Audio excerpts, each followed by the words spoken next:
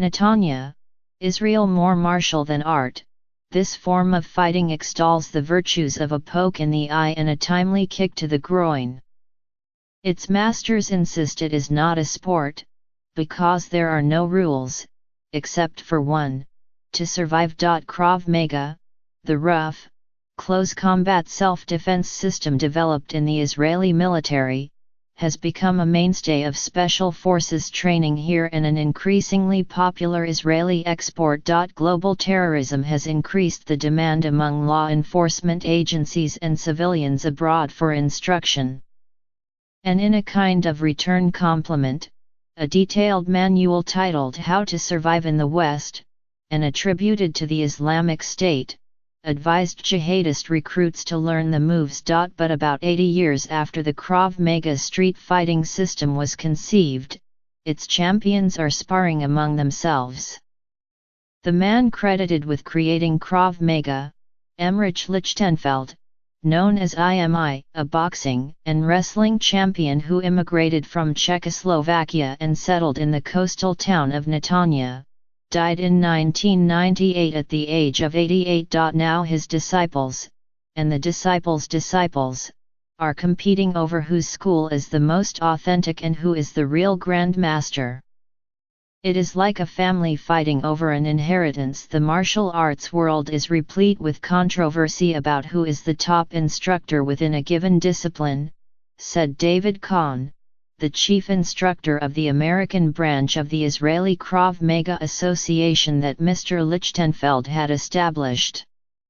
Unfortunately, Krav Maga finds itself embroiled in this same type of internecine conflict, as IMI never appointed a successor. One of the claimants to his throne is Chaim Gideon, 73, who leads the association. Mr. Kahn, his longtime student, was recently in Israel to help produce a documentary aimed at recording the history of Krav Maga, weighing the various claims to Mr. Lichtenfeld's mantle and validating Mr. Gideon's credentials. IMI Lichtenfeld was born in 1910 in Hungary and reached adulthood in Bratislava, in what was then Czechoslovakia.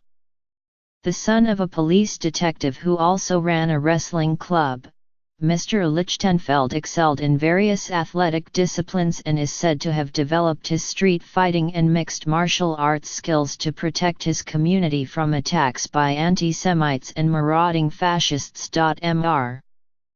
Lichtenfeld set off for the British Mandate of Palestine in 1940, and he began training the Zionist forces in skills like stick fighting and bayonet tactics. After the State of Israel was established in 1948, he became the Israeli military's close-quarters combat chief.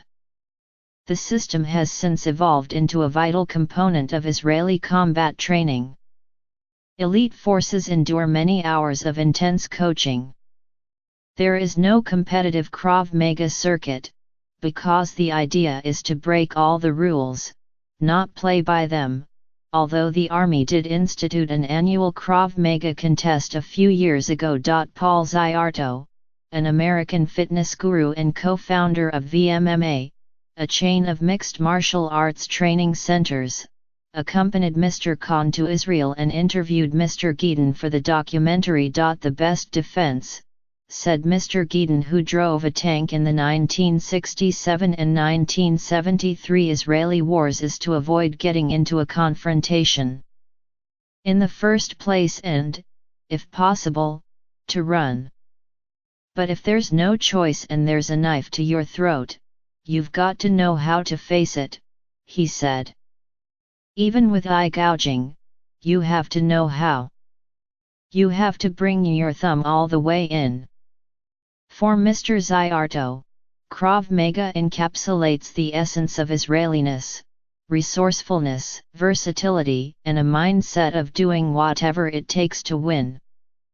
Mr. Gideon said he agreed, at least in the military context, but also preached humility. There is no such person as a fearless person, he said.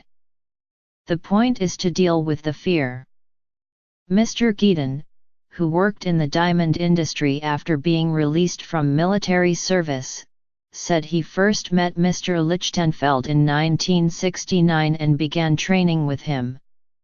As evidence of how far their relationship went back, Mr. Geeden related that Mr. Lichtenfeld attended his wedding in 1974. As further proof that Mr. Geeden can claim to be the rightful heir, Mr. Khan produced a notarized document signed by Mr. Lichtenfeld in 1996, in which he graded his top trainees, granting his principal student, Eli Avixar, and Mr. Geeden what was then the highest rank, 8th Dan, followed by 2 rank 7th Dan and 1 rank 6th Th. Some online skeptics say Mr. Lichtenfeld was so enfeebled by then that he would have signed anything if asked. Mr.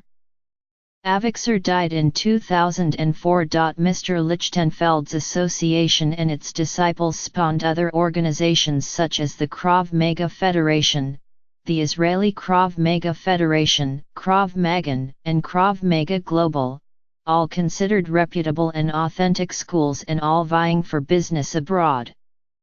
Graduates of those schools, in turn, went on to found the next generation of organizations, though purists, who trace Krav Maga instructors' lineage and pedigree almost like a rabbinical dynasty, consider some of them fake. Another claimant to the title of Grand Master is Haim Zoot, 82, who was listed as 7th Dan in Mr. Lichtenfeld's document.